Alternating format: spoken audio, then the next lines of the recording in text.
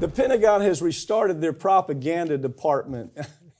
And it's not hyperbole. It's a propaganda department.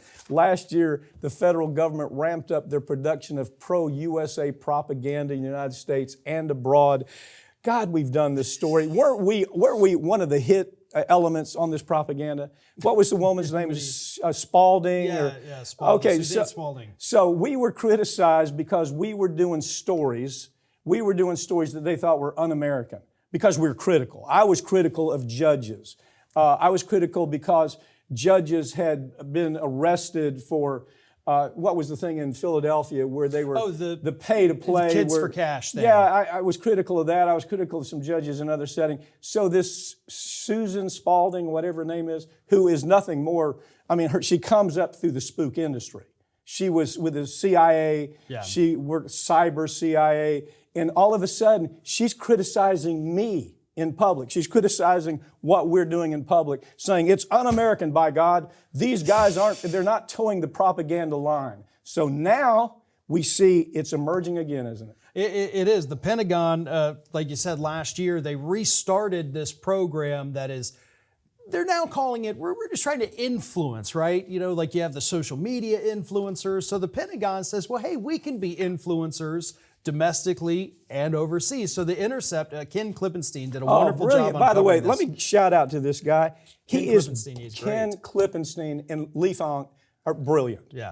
Great reporters. He did a great job here. He always does. And he points out, after World War II, we had the Smith-Mundt Act. And what that said was, listen, the Pentagon, you are forbidden from engaging in propaganda domestically. So a couple years ago, lawmakers finally said, you know what, we've already been doing it, so why don't we go ahead, we're going to pass the Smith-Mundt Modernization Act. Yeah. And what it said was, okay, Pentagon, you are completely allowed to spread domestic pro-U.S. propaganda. Right. And that's what they restarted with this office. If we want this president, we're going to put propaganda out there to hurt the other guy. Like they're doing right now with Bobby Kennedy. Hell, Bobby Kennedy can't even get a chance to debate. Whether you agree with him or not, you ought to let Williams and Kennedy debate Biden. But right now you got the propaganda machine saying, oh no, he just, he doesn't deserve the debate. It's part of domestic propaganda. Yeah. And domestic propaganda is really dangerous. I want to read you, they were asked, what does this mean? Now, this is word salad. This is how crazy this is. They was asked, what is the IPMO? What does it do? What's the scope? Well, here's a quote. It will develop broad thematic influence, guidance, and suspect focused on key adversaries, somewhat promulgated on competitive influence strategies focused on specific defense issues with direct subordinate planning efforts for the conduct of influence-related sub-activities and fill existing gaps in policy, oversight, governance, integration related to influence and perception management. Hell, it sounds like Kamala Harris. It sounds like Kamala Harris wrote the damn thing. That's word salad. Somebody trying to say, what does this mean?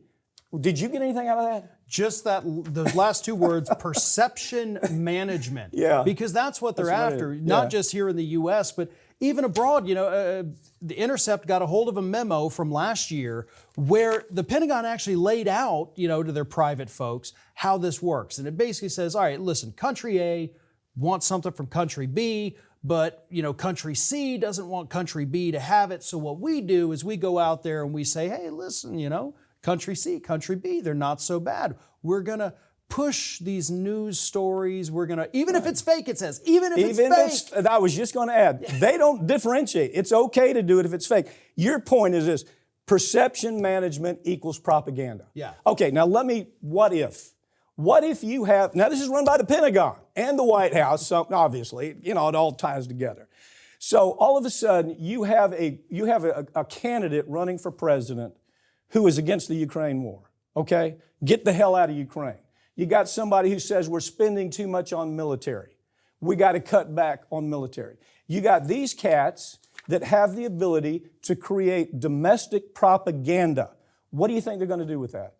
Well, I think a lot of it, even more powerful than domestically, is running those types of stories over in Ukraine. Like, hey, listen, here's this guy running for president over here in the U.S. he doesn't like what we're doing Yeah. for you guys. He doesn't like that we're Good helping point. you. Good you know, point. what do you think of that? Hey, you know, Saudi Arabia, here's this person running for president that thinks we shouldn't be giving you all these weapons. Yeah.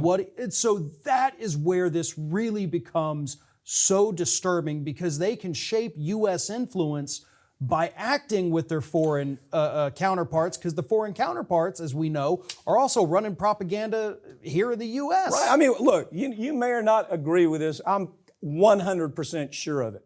We saw that happen with the Russia story. A non-story became a story. It was driven by domestic propaganda. Now, when you have that domestic propaganda that's looking at candidates and they're saying, you know, this candidate really is not on our side. He doesn't want more missile spending. He doesn't want us involved in Ukraine. He doesn't want us involved in South America or Africa. You know what? They're going to go after that guy.